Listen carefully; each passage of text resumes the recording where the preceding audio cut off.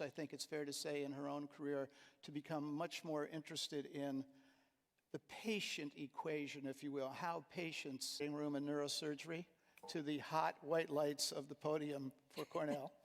But she is working on a new... For most chronic conditions, and that's just not high enough to actually allow for the outcomes we want. You know, what is it that the patient needs, and tailoring the approach to the right patient, and that requires data. That requires...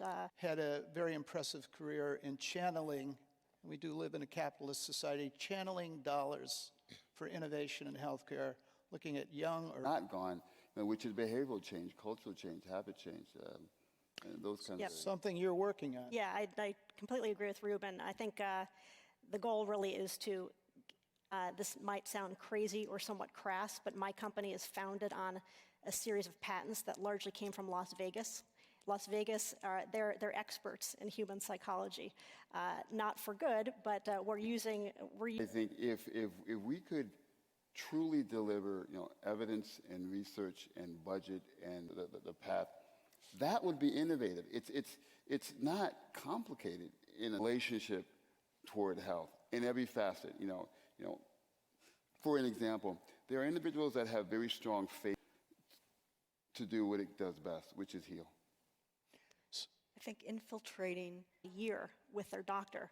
So even if that's an intense 3 hours, what do you do about the rest of those thousands of hours during the year?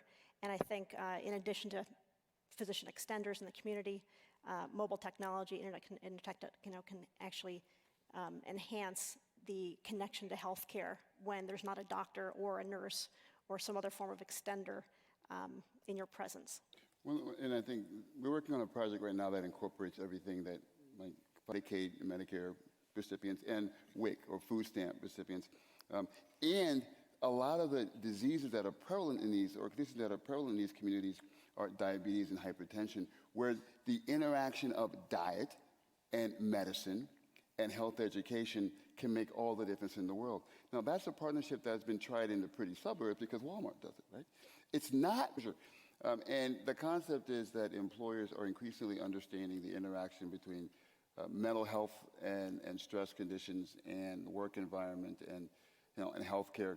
And so I think you do see an evolving consciousness and awareness among employers to make this commitment to wellness and prevention and outcomes and a total health, total lifestyle improvement, which includes prevention strategy.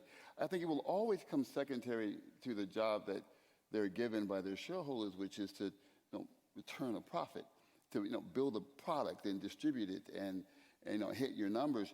And so I think that the danger is in a booming economy or when labor is tight, there are economic incentives for employers to make a big deal out of this because they have the extra profits or they're competing for labor. You will accept? Well, I think, you know, when you're talking about behavior change and compliance, it's across so many different behaviors. And with diabetes, it's the obvious. You know, it's the nutrition, it's the exercise.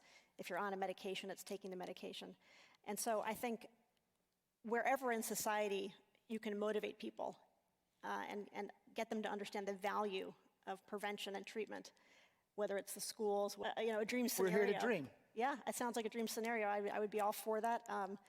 As to how to get it done, I don't have any brilliant ideas. They're going to help us. So. But I think that's what we're talking about in terms of it has to go beyond just traditional medicine. Plus, that's a system that runs, you know, it's not a for-profit operation, but it runs with a very positive cash flow. This is some say that a big reason for good insurance premiums. I did. Neurosurgeon, During my neurosurgery practice, I had never been sued, but yet still had to pay about $120,000 a year, which was, you know, money that I had to make. It wasn't paid for by a hospital, just to cover that. And obviously, it would have gone up tremendously if I had been sued. One thing, I would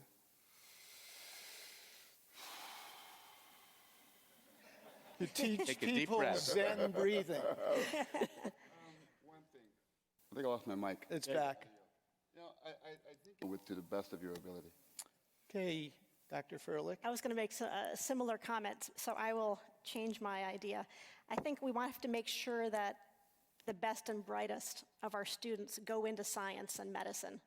I think in our society where